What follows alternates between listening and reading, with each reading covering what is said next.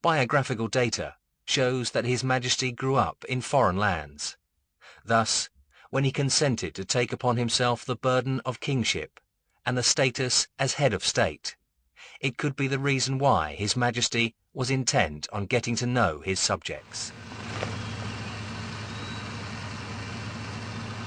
Starting in 1954, dense jungles and mountain ridges and cliffs in the remotest parts of Thailand were the spots where the Lord of the Land and his entourage of mixed ages paid their repeated visits. His Majesty used to ask about the speed hill tribe people walked. Having obtained the answer, he would proceed at an ever-increasing speed. Distance and height not only added up on the time it took us to walk, they also took a heavy toll of the entourage's physical endurance. A sole high-ranking official could keep up with His Majesty, but then he looked up above him and fainted on the spot. His Majesty had to bend down to grab him. His name was Sichai. We then alternated between pulling him along and carrying him all the way up to the top of the cliff.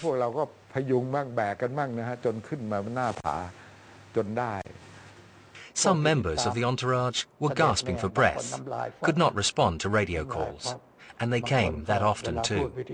A voice would inquire how the persons were getting along. Of course, only the sound of hard breathing was heard in response. His Majesty was having such a good time. At the initial stage, it seemed His Majesty's first visits to different parts of the country were for the purpose of site surveying, as well as first-hand data gathering to learn the nature of problems his subjects were facing. It could probably be regarded as an orientation to the ensuing royal-initiated projects. The visits enlightened His Majesty on the geographical features, the people's living quality and the various problems facing the people in each part of the country. These problems varied distinctly. The most fun came when it was time to break for lunch, not at noon, but around 2 p.m.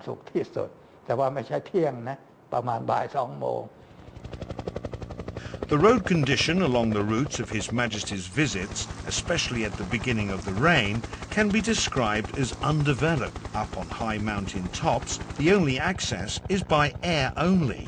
Many destination points were deep in the heart of the jungle, on high altitude. Many others could be accessed by dusty laterite roads infested with potholes.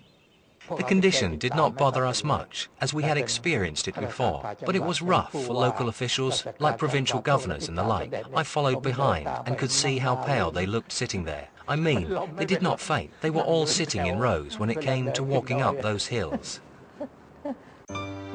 Everywhere he went, His Majesty would not fail to see calloused hands folded together high over the owners' heads, in respect to him. Some laid out the most precious piece of cloth they had on the ground, waiting for His Majesty to step on them.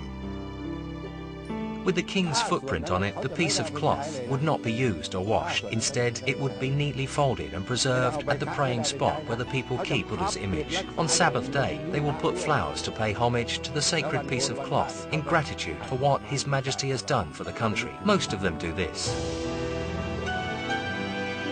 In highest esteem and with total devotion, people's heads bent down toward the young monarch's feet. This was believed to bring good things to their life of hardship. I was down on the ground to pay respect to His Majesty when he came down.